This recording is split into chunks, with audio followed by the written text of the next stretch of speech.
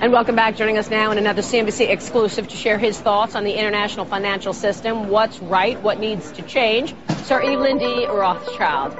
Evelyn, nice to have you on the program. Thanks so much for joining us. Well, thank you for having me. You know, I read your op-ed and I thought it was so apropos in this period, and you went through all of the people who are to blame for what has gone on, and this is a broad group. Can you take us through your observations, given the fact that we've seen this a global situation? Of course, Gordon Brown in Britain was very quick to take a stand and try and offer solutions. Well, I think hindsight, as some people say, is an exact science. I don't believe that there's time talking to you to go through the past. I think what I'm interested in how we deal with the present and go for the future.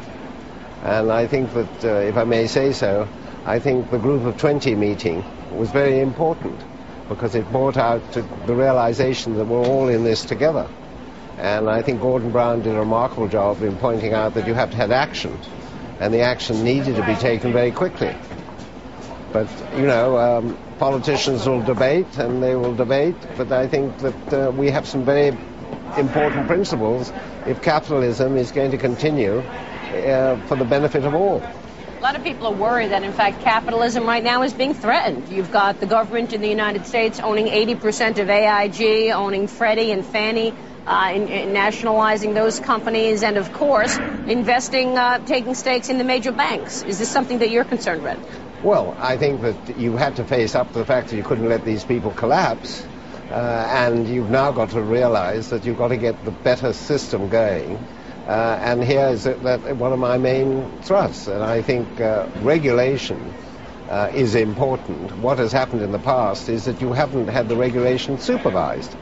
You know, it's very easy to have regulation, but you've got to have the supervisors. Two things. One, they have to know what they're supervising and understand what they're supervising, and they have to have the chance to have action when they decide that so-and-so or an institution isn't behaving correctly.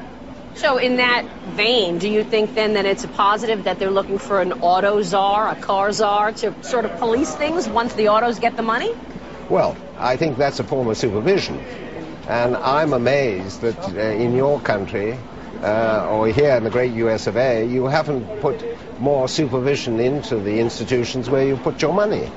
We in England, the banks, have been very much taken over by the government in some measure or another. The chairman have been removed, the chief executive has been removed, and they are watching very closely how they behave. Isn't it interesting that you saw the government come in and rescue Citigroup, and yet the management and board of directors remains in place?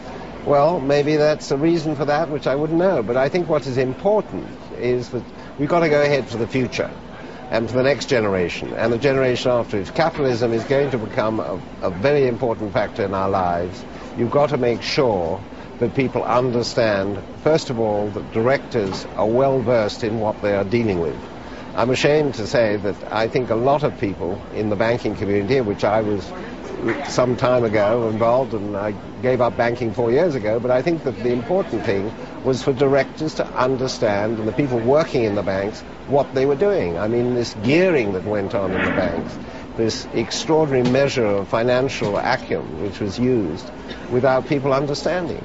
So let me ask you this, as an investor, you know, I mean, clearly your family business over the years, as you say, generation to generation to generation, has proven successful throughout all of those generations. As an investor today, faced with all of this upheaval that we're seeing globally, how are you investing? How do you see the marketplace today with the fundamentals clearly deteriorating around the world and the global markets in disarray? Well, in 2007, I took the view that this is going to get very bad. And I personally, I'm telling you, I'm invested in government bonds. And I'm very pessimistic for the moment until we see what's going to happen next year. But I think that it's very easy to point out how you're placed in investment at the moment when you have lost a great deal of money. Where do you go from here? And I feel sorry for, which we don't talk about a lot, is what's going to happen with the pensioners. Especially in my country, they're in trouble. I believe they're in trouble here. You have a name for the pensions. And we have to face up to the fact that there are a lot of people who have lost all their savings and who are going to be faced with a terrible problem of feeding their family, dealing with the problems of day-to-day living. And I think that is where the problem is going to be the greatest. You're talking about pensions as well as 401k plans. I think that's what you were referring to. And some companies now are deciding they don't want to match the 401k money anymore for individuals, making it that tougher. So what signs, as an investor who actually saw something negative happening a year ago and really did, save your own personal money and certainly the family, what are you going to look at, red flags that give you a sense that perhaps we've gotten through the worst? Well, we happen to know whether we've gotten through the worst, as you put it. I think what one's got to look at is you've got to look at very sound investments. And you've got to look at companies and organizations that have really not done some of the stupidities that have been done in the past. And you've got to really understand the management.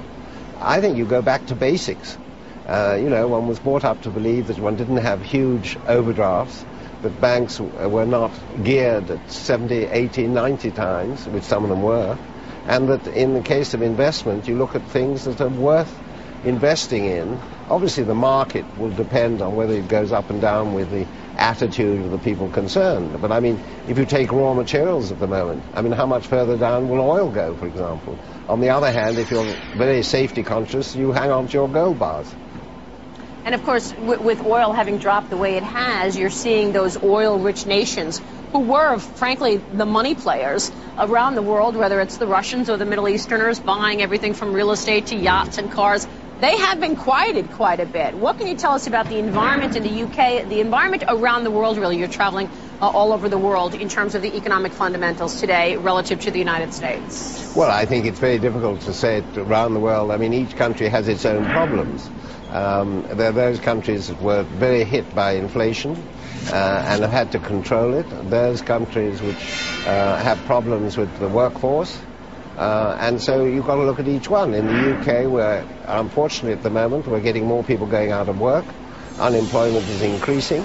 We're going to have to find ways of helping those that are less well off. We have the housing problem like yourself, but it's not, obviously we're a smaller economy, and it's going to have to be very difficult to convince people to reinvest because money is going to be short. So small businesses, which is the key. Let's face it, the world is made up of small to medium-sized businesses. I believe in this country it's a huge number of small and medium-sized businesses that make up the backbone of the United States. I mean, you're talking about the auto industry. It's the suppliers to the auto industry that in some ways are more important than the big manufacturers. Right. Which is part of the reason I think that, the government felt that it couldn't go down. Final question here.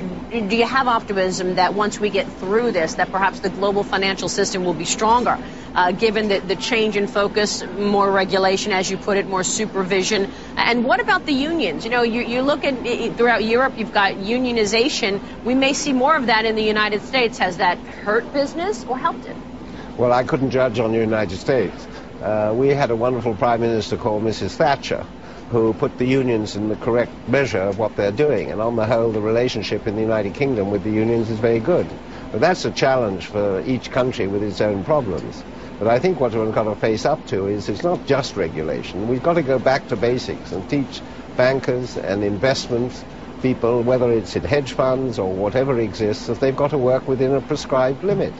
They can't just do what they want. What we've had for the last 10 to 15 years is unlimited attitude. We can make money, we can do anything we like, we just have tons of time to do what we want without regarding the regulation or regarding the basics of how you run your business. Evelyn, good to have you on the program. Thanks so much. Thank you. We so appreciate it. Evelyn De Rothschild joining us here at the NYC while you're traveling throughout the U.S. Thank you.